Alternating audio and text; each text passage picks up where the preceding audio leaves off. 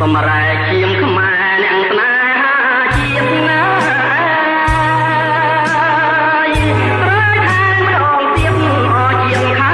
បាក្រោកឡើងកូនខ្មែរទុកត្រែចំការជួយវាយប្រហារចោលបងខ្លាយជាតិណាកំចាត់ឲ្យអងឈាមថោកចង្រៃកុំបងអើយ